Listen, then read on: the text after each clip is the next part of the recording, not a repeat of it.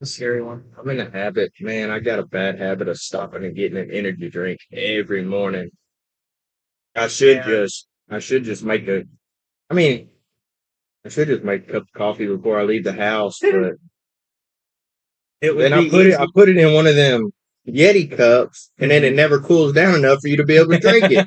Yeah, You burn yourself every time you try to drink it. I put a coffee out and then I let it sit all night and I do iced coffee in the morning. If I remember to do that. I don't always remember. Right. It's too much to remember. I'm telling you, man. All right. So, Drew, Yes. Andrew, we're just going to talk about life. Talk about, you never did one of these while you were a client with No. us. Um, I didn't feel like it was the time to ask you to do one. No. You were definitely working through some things and uh, Way too much. way too much. Got to focus on, got to focus on what you need to focus Yeah. on. But you came back today, drove in a client for admission, so you're now here with us. Going to hang out for the day, Yeah. so Why not? why not jump on the pod and talk a little bit? So we're just going to talk about what brought you into treatment the first time. Hmm. Talk about whatever you want to share, the highs, the lows, and kind of give us a little backstory on that. And then I want to fast forward it. The Once you give us the backstory. lowdown, give us the Mhm. backstory, give us where you are now, what's going on, how's life, other than you gaining some weight, some good weight, I some weight mean, you needed to gain. yeah, it's getting there. It's getting there. I just need to chisel it out now. It's Yeah, like, yeah. Um, well, I guess start. Where do I start? I don't know, balls in your court. I know that's scary. Um, well, why did I come to treatment? Because I was messed up. Yeah, I had a lot of problems. I was a drug addict for 2.5 years and couldn't get out of that. Um, I didn't know how to deal with emotions. I didn't know how to deal with life when anything came at me. I didn't know what I was doing. Um, but I did meth for 2.5 years and it kind of destroyed me. Not kind of, it totally did. Totally destroyed me. It got to the point that I wasn't seeing things, but I was seeing things, if you know what I mean. Like it was not that I actually saw it, but my mind saw things. right. And it got scary. It got to the point where I had people after me.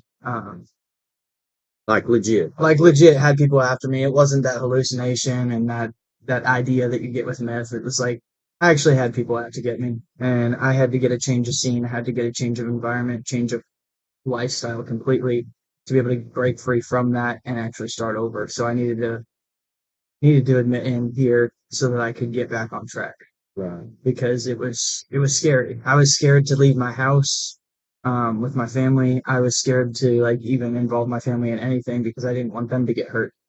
Um, but it just got to the point that one night I was at home.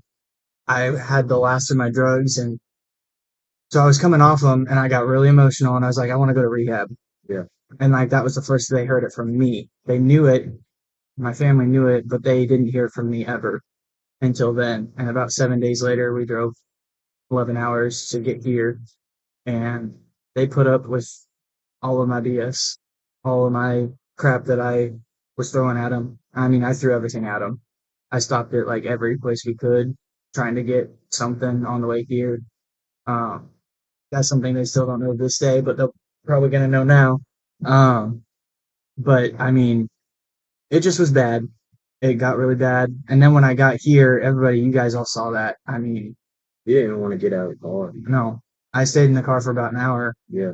and wouldn't do anything until Alice came in. She was like, "Hey, just give it a shot." And I was like, "I don't want to." And she was like, "Just a little bit. Just try it one day at a time." And since that day, I tried one day at a time. The first 5 days were treacherous of my own choosing. I didn't get out of it because I didn't want to get out of it. Stayed in my room, scared everybody, scared myself, um, and honestly thought that leaving was going to be the best choice. Um, and then about 2 days later, I had a huge turnaround. I have no idea what happened except for God. Um, but he kind of showed me that I needed this. Yeah. And so from that day forward, I had that peace in my mind with the help of Laura and group and everything. I understood that I had a problem regulating emotions. Um, and so So you had a problem with regulating emotions and drug addiction, or where's the line in that? I would say I used drugs to regulate my emotions. Okay. So Regulating emotions, that was kind of driving the train. yeah, Okay. my emotions drove the train for my drug addiction. Yeah. So it was purely emotion driven. It wasn't like that urge, I want drugs, I want to feel high. It wasn't that at all. It was, this is what makes me feel normal. This is what makes me feel like I can be me, was getting those drugs. And so I didn't know any other way out until I got here and started doing the right types of drugs, the medications that were prescribed. And I actually found something that was healthy for me. And I was able to regulate those emotions as well as learn what emotions were because I didn't understand them. Um, but that's where I'm at. I mean, that's where I was at. Where I'm at now is completely different. I'm in sober living now. I've been there for 2 months. I hit 90 days today, so it's a huge milestone. Tell our listeners what sober living is in case they.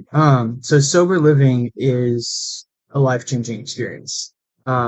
There's good, there's bad, and there's ugly of all sober livings, but sober living for me and for most people is a place that you can go, that you have the accountability by the people that are living there to stay off of drugs so that you can learn to live life free of drugs and have a healthy life that's better for you than a drug life.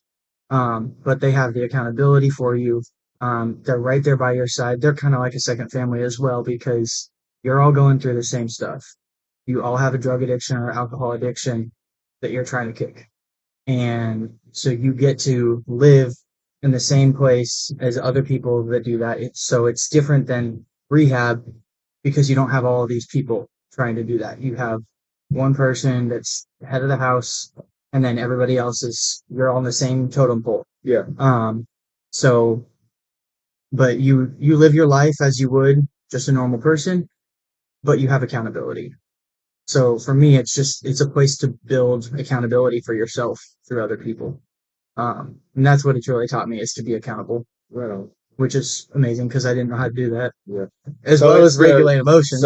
So sober living is like it's the step after treatment. Yeah. You go from inpatient treatment to sober living. So you get back in the outside world for lack of better terms, but you still have accountability. You still have some type of schedule to go off of. And with my sober living, like I'm doing IOP right now, which is intensive outpatient treatment.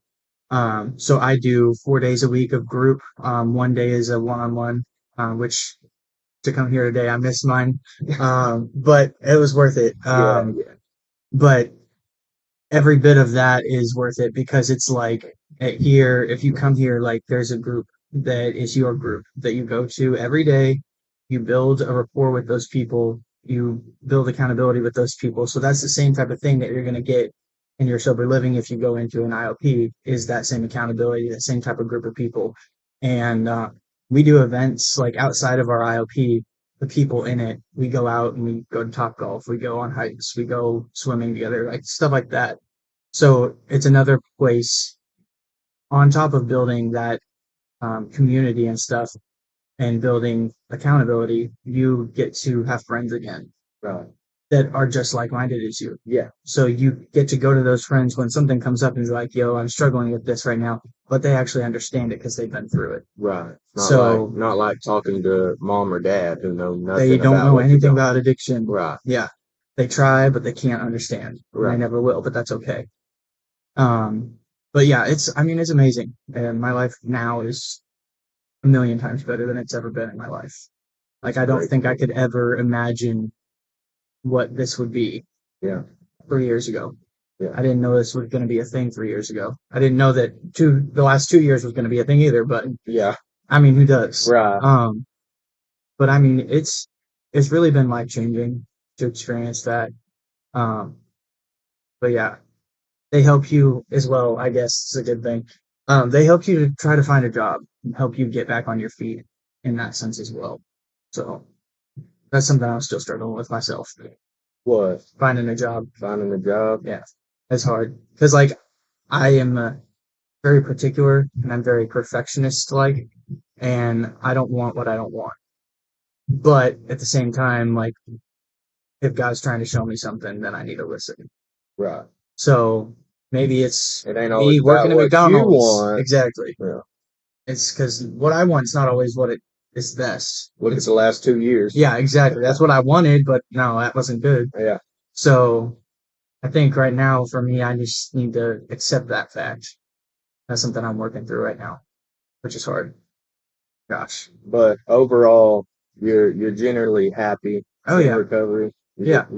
I've had highs and lows the last 2 months, but I am able to work through that now. I have a sponsor. I suggest getting a sponsor. It's much needed because that's a person that the right sponsor for you. You're going to be able to go to that person and tell them everything, and they're going to understand because they've been through it too. So for me, that's really important. But every time I've been in a low spot, been depressed, been forgotten my meds one day, so like depression just creeped in, like boom. Um, I went to my sponsor, and he was able to reel me back in, bring me back down to ground, and stable myself again. So it's really good. But yeah, I'm happy about that because it wouldn't be any other way. Like I'd be down in the trenches. Oh, future. Yeah, No doubt about it.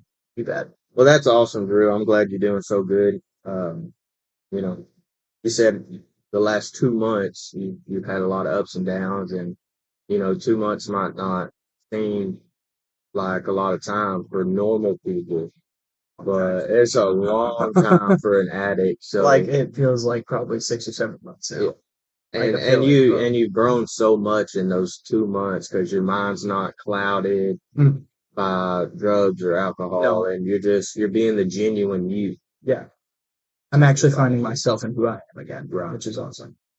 And that was a huge question. Like, who am I? I'm kind. I'm loving, caring. Those things I didn't know I was. I thought who I was my actions. Yeah, but my actions aren't who I am. It's my qualities that are who I am. So that's something I've been finding too, which is wow.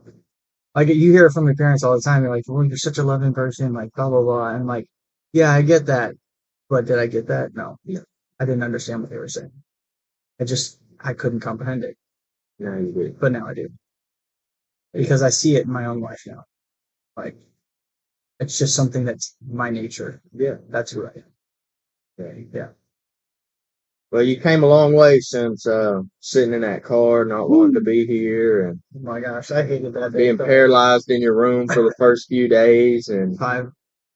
man, now to see you like this, and well, it's hot. Yeah, I'm hot up here. I am hot up here Let's too. let's go down and see what everybody else is doing. All right. All right. See y'all.